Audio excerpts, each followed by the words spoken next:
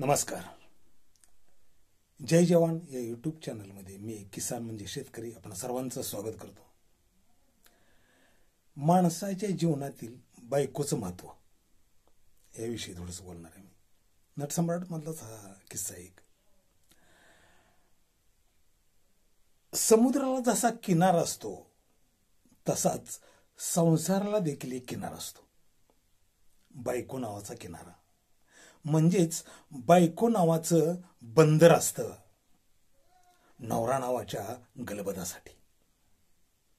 गलबत शिडं उभारून 7 समुद्रात मुसाफिरी करायला बाहेर पडतं तेव्हा समुद्र भेटतात व्यवहाराचे, कलेचे, ध्येयाचे, प्रेमाचे आणि द्वेषाचेही.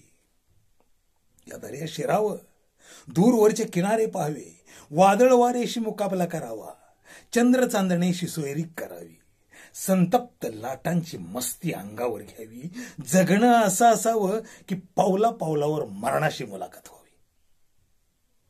परंतु हे सारे उद्रेक अंगावर घेत असताना गलबत सतत पाहत असतं आपल्या बंदराकडे. पराभवाच्या जखमा किंवा विजयाचे झेंडे घेऊन ते पुन्हा बंदरात येतं आणि तिथल्या हिरव्या निळ्या प्रकाशात प्रशांत पाण्याच्या गालीच्यावर पुन्हा विश्रांत होतं.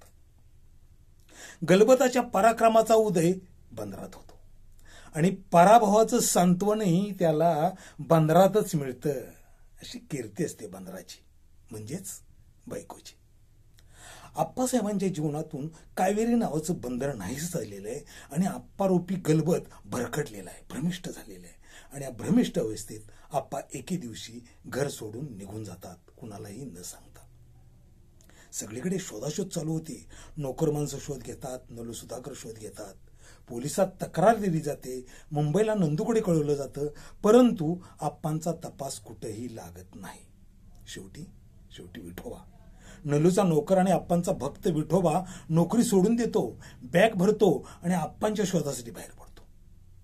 त्यावेळी नलू त्याला रोखते. विठोबा कुठे निघालायस तू? तूर्त तरी आप्पासाहेबांचा शोध घेत फिरणार आहे गावोगाव. आमच्यापेक्षा तुला जास्त कळकळ आहे आप्पांच्या शोधाशी आणि पोलिसांच्यापेक्षा जास्त अक्कल आहे. माफ करा बाईसाहेब, आप्पासाहेबांकडे आपण आपले वडील म्हणून पाहता, परंतु आम्ही आमच्या राज्याचे सम्राट म्हणून पाहतो त्यांच्याकडे. शिवाजी महाराज वारले त्यावेळी त्यांच्या चितेमध्ये त्यांच्या कुत्र्यानं सुद्धा उडी घातली होती बाईसाहेब. हे करारच वेगळे, हे कायदेच वेगळे. आणि पोलिसांचं म्हणाल तर त्यांना जे जमणार नाही ते कदाचित मला जमेलही, कारण सक्तीच्या शहाणपणापेक्षा भक्तीतला मूर्खपणा कधी कधी अधिक यशस्वी ठरतो. हे आपलं चोरलेलं वाक्य आहे. अशा चोऱ्या करतो मी आणि चोराची पावलं चोराला कळतात. त्याप्रमाणे नटाची पावलं कदाचित नटालाच ओळखू येतील. आप्पासाहेबांचा शोध लागला तर तुमच्याकडे कळवीन, नंदूसाहेबांकडेही कळवीन. आजपर्यंत मला सांभाळून घेतात त्याबद्दल आभारी. येतो मी. विठोबा बॅग उचलतो आणि आप्पांच्या शोधासाठी बाहेर पडतो.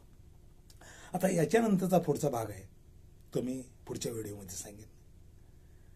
जय हिंद, जय महाराष्ट्र, जय जवान, जय श्रीराम.